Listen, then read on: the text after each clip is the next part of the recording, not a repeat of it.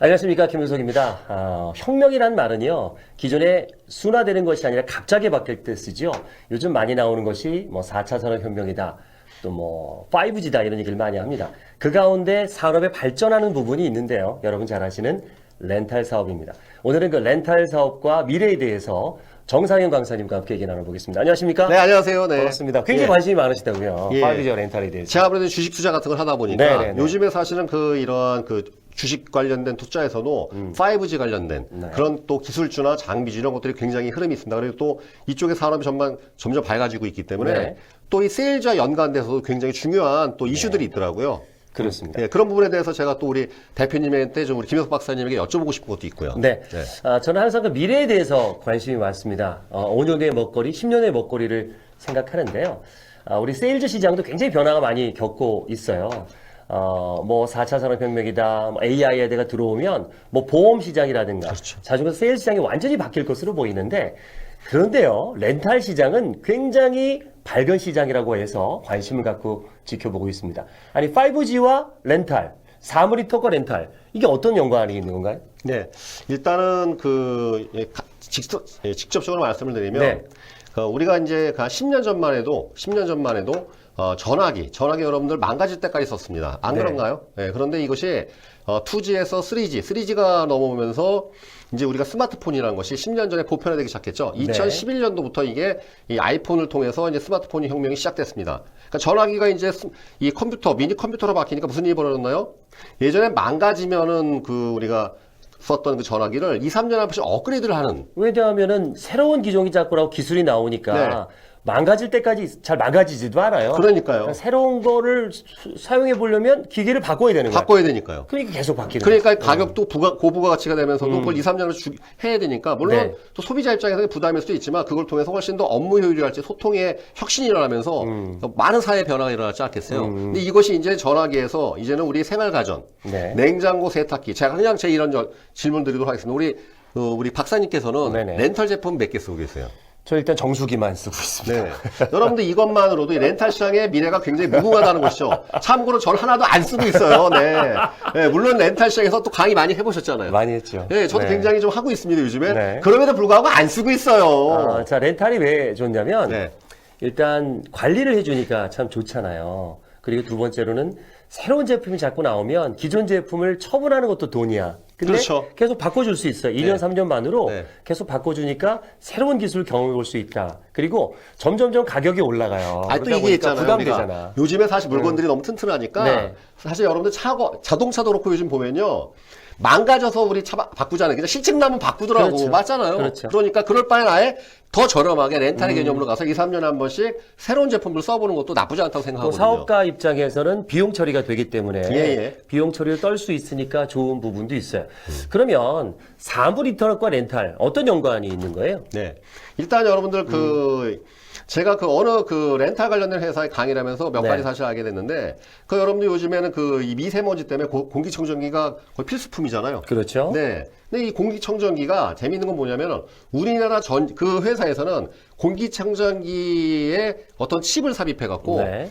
그러니까 전국의 미세먼지 현황을 데이터로 추출하고 있더라고요. 빅데이터. 네, 빅데이터를. 예, 그러니까 예. 그걸 가지고서, 어느 지역에 보니까 미세먼지가 더 많더라. 그러면 그 지역에 있는 렌탈 산업 가는 그 영업자들한테 그 데이터를 제공해 주는 거죠. 그렇죠. 그럼 예를 들어서 내가 그 회사에서 추출한 데이터를 가지고서 그 어느 지역, 특히 예를 들어서 무슨 공단이랄지 이런 데 근무하신 분들은, 저희가 조사해 본 거에는 여기 미세먼지가 특히 심하다. 세일즈에 분명히 활용할 수 있는 도구가 되는 것이니까, 근데 비단 여러분들 이 공기청정기뿐만 아니라 냉장고, 세탁기, 심지어는 침대. 제가 또 어느 회사에서 재밌는 제품을 봤는데 이미 시제품이 나와 있습니다. 사물 인터넷 관련이니까 이 인공지능 거울이 나왔더라고요. 거울에 네. 제가 이렇게 딱 얼굴을 갖다 대면요. 제 얼굴에 수분도를 다 측정을 해줘서 화장품까지 추천해주는 상품이 이미 나와 있습니다. 네. 대단하네요. 그러니까 이제는 우리가 거울을 봐서도 그냥 내 얼굴만 바라보고서 면도하거나 화장하는 게 아니라 거울이 하나의 그 집안의 전체, 아침마다 우리가 이제 화장실 갈 때마다 씻으려면 거울을 무조건 봐야 되잖아요. 네네. 그 집안에 있는 모든 사물 인터 기구를 통신하는 하나의 또 컨트롤 모니터가 될 수 있는 것이고, 그날의 날씨 이런 것들 정보를 볼 수 있는 하나의 또 모니터가 되는 것이죠. 그러니까 이게 일반적인 이제 세일즈맨 분들은 제품을 공부해서 팔면 끝났는데 이제 렌탈 세일즈는 팔고 끝나는 것이 아니라 지속적인 업그레이드된 상품에 대한 사용법, 관리, 또 재구매에 대한 추천 이런 게 있기 때문에 어떻게 보면 이제 이 물류지만 금융 세일즈와 좀 비슷한 부분도 있어요. 그럴 수 있겠죠. 컨설턴트 개념. 컨설팅에 그렇죠. 그렇죠. 미래에 네. 대한 대비 예. 이런 부분이 있어서 굉장히 교육이 많이 필요하겠어요. 네, 맞습니다. 우리 네. 일단은 김효석 박사님께서도 네. 예전에 이제 쇼스 하실 때 또 예. 렌탈 제품 굉장히 많이 나눠보셨잖아요. 많이 받았죠. 예, 그리고 또 굉장히 히트를 치셨는데 네. 그 렌탈 제품 같은 경우에 일단은 일시금으로 사는 것과 네네. 그러니까 매월 비용을 이렇게 하는 거하고 소비자 입장에서 어쨌든 다를 거 아니겠습니까? 부담이 적죠. 네. 네. 그럼 주로 어떠한 부분을 특징적으로 이렇게 소구하셨나요? 똑같습니다. 우리가 그 제품을 판매할 때 쪼갠다 그러거든요. 부담은 쪼개줘라. 낮춰주는 게 아니에요. 사실은 렌탈 제품에는 소비자들도 이자가 붙어 있는 거 알아요. 근데 당장 나가는 돈이 부담이 없고 또 고가의 제품 바로 써볼 수 있기 때문에 대표적인 사례가 안마의자, 성공 사례. 안마의자 같은 거죠. 이거 굉장히 비싸잖아요. 300만 원, 400만 원 하는데 한 달에 5, 6만 원? 그거 생각해보니까 하루에 얼마? 그래. 뭐 이렇게 고속터미널 가서 2,000원 주고 안마 한번 받기도 하는데 네. 이거 생각해보니까 하루에 한 번에 500원, 300원 꼴이다. 이런 식으로 계산해 주니까 부담이 없는 거예요. 그리고 그러니까 더 잘 쓰게 되는 거고요. 예. 이걸 내게 또 그런 게 있어요. 소유를 자꾸 안 하려고 그래요, 사람들이.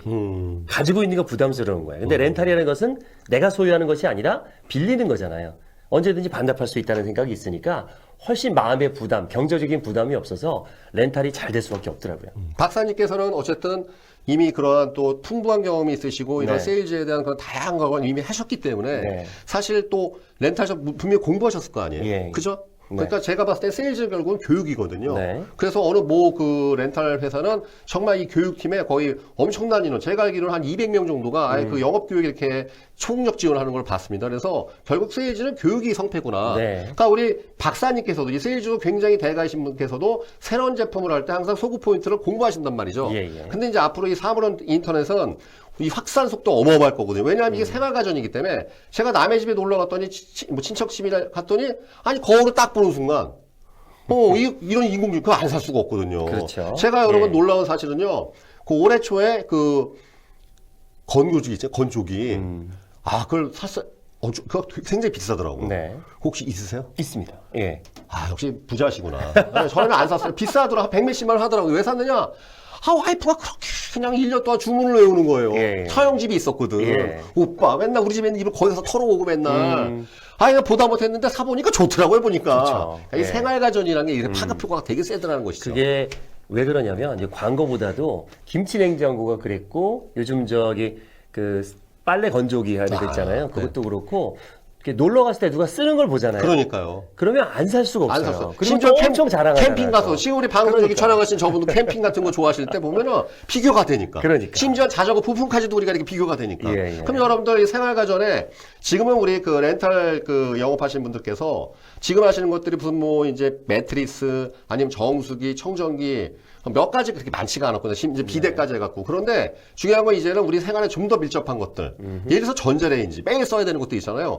냉장고 이런 것이 다 그게 칩이 들어가서 사물리터 연결돼 빅데이터가 추출되면서 내 생활을 편리하게 해준다 그러면 얼마나 그게 사람만의 자극이 벌어지겠어요. 경제. 우리나라 그렇죠. 사람들 또 경제하는 거 좋아하잖아요. 그렇죠. 그래서 그 영업하는 입장에서는 고객을 한 명 잡았을 때 그 고객에게 충성을 다하고 서비스를 잘하면 한 회사 브랜드로 다 하게 돼요. 그러니까요. 이게 타사 브랜드가 섞이면 서로 또 연결이 안 되잖아요. 네. 그래서 한 회사 브랜드로 다 깔아버리는 거죠. 그랬을 때 계속적인 매출이 일어날 수 있다. 그러려면 고객 관리부터 관심 그렇죠. 두고 거절 처리부터 해서 굉장히 많은 교육이 필요합니다. 그리고 한 번 또 인연을 맺으면 1, 2년이 아니라 그 가정과 함께 또 대대손손까지 쭉 영업이 가능하니까 이 렌탈 쪽에 관심을 가져주시고 공부하시면 여러 미래도 같이 밝아지실 겁니다. 네. 저는 그래서 이런 생각이 들었어요. 왜냐면은 지금 그 렌탈 산업 쪽에 이제 보면은 영업만 주로 하시는 분 있고 또 관리만 하시는 분들하고 이분화되어 있거나 합쳐진 여러 가지 조직의 네. 형태가 있는데 만약에 저는 이렇게 생각하고 싶거든요.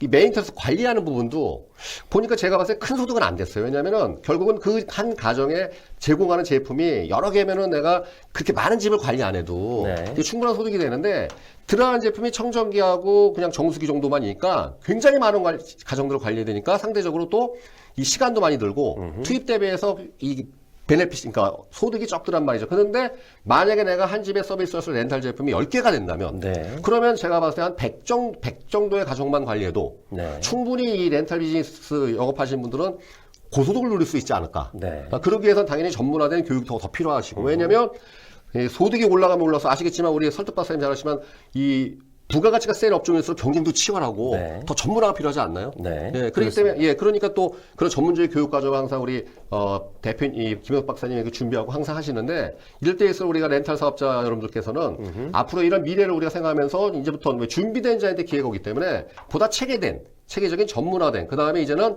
판매부터 관리까지 완전히 일체화된 그런 영업 교육뿐만 아니라 또 이제는 렌탈 시장이 확장되게 되면 좀 우수한 퀄리티의 그런 사람들 또 분명히 지원들 할 거거든요. 네. 예, 또 그런 사람들 또 쉽게 또 강력하게 뽑을 수 있는 다양한 리크루팅 방식 이런 것들, 네. 이런 체계적인 그런 것들을 한번 제안해 보고 싶습니다. 그렇습니다. 저는 이제 추가적으로 단순히 이제 어느 정도 경제에 올라가면 또 하나의 가족이 된다고 봐요. 어떤 회사 브랜드 카피처럼 네.